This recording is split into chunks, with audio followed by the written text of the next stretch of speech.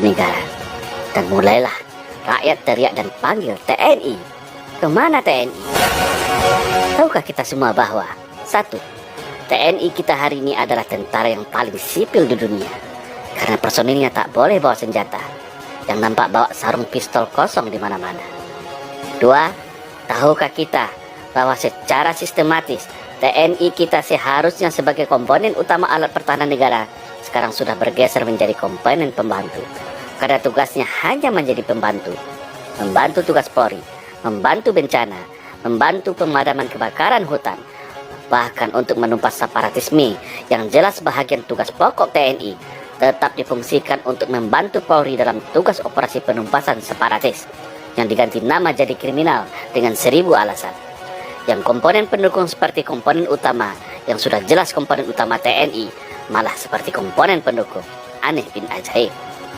Yang ketiga, tahukah kita bahwa TNI kita hari ini sudah menjadi korban adu domba politik belah bambu antara TNI dan Polri, di mana Polri atas kebijakan politik dijadikan terdepan dalam implementasi konsep democratic policing, sementara RUU Kamnas sengaja di-PTS-kan. Makanya TNI selalu berada di belakang Polri atau sebagai pembantunya saja. Yang keempat, tahukah kita bahwa jumlah Polri hari ini sudah 3 kali lipat jumlah TNI, alias 1:3, di mana secara anggaran pun Polri jauh fantastis di atas anggaran TNI. Tapi yang digemborkan kepada publik anggaran Kementerian Pertahanan yang paling besar. Padahal setelah dibagi berdasarkan matra, jauh di bawah anggaran Polri. Yang kelima, tahukah kita saat ini secara kedudukan hukum Polri begitu spesial langsung di bawah Presiden, sedangkan TNI berada di bawah Menteri Pertahanan.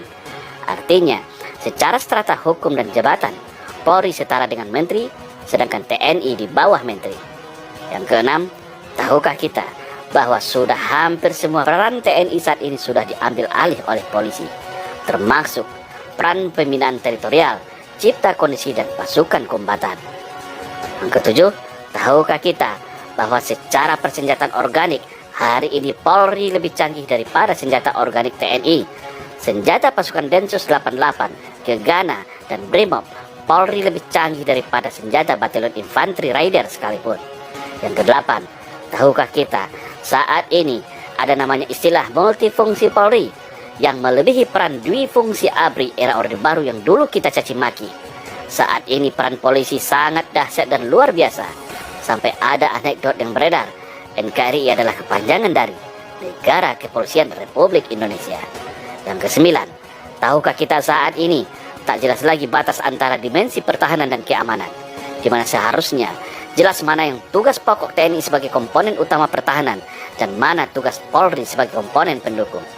Yang ke-10, tahukah kita saat ini fungsi teritorial TNI sudah diberi tak jelas lagi fungsi dan tugasnya. Padahal 49.000 babinsa seluruh Indonesia adalah mata dan telinga TNI dalam upaya cegah dini, tangkal dini terhadap ATHG, yaitu ancaman, tantangan, hambatan dan gangguan terhadap negara. Hal itu adalah termasuk dalam 5 kemampuan teritorial, tapi ternyata Babin Kamtibmas yang lebih berkuasa soal deteksi dan cegah dini. Maka terjadilah seperti hari ini, rakyat mudah diadu domba, tidak ada penengah.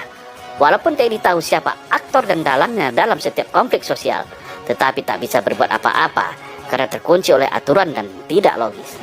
Itulah yang disebut dengan serangan asymmetric war untuk melemahkan negara dari dalam. Yang ke-11, tahukah kita bahwa Panglima TNI hari ini ditunjuk oleh Presiden, sedangkan Presiden adalah bahagian dari kekuasaan politik. Bayangkan, apabila kewenangan politik ini disalahgunakan untuk mengkooptasi TNI agar manut dan tunduk kepada kehendak kekuasaan, bukan kepada rakyat dan negara lagi. Jangan heran kalau Pak Dirman tidak mau diatur 100% oleh Bung Karno soal perang gerilya. Jangan heran Pak Yani tidak mau diatur dalam soal pemberian senjata dari Cina untuk kaum komunis. Yang ke-12, tahukah kita bagaimana TNI kita secara kekuasaan politik tidak berdaya dan tunduk di bawah kekuasaan politik? TNI tunduk pada kekuasaan supremasi sipil. Tapi anehnya dan kontradiktif, Polri yang katanya sipil bersenjata mempunyai pasukan kombatan, peralatan tempur mutakhir, sehingga di dunia boleh dikatakan Polri adalah polisi yang paling militeristik di dunia saat ini, sampai memerangi terorisme dan separatisme yang seharusnya tugas TNI juga diambil oleh Polri. TNI tidak punya kewenangan apapun khusus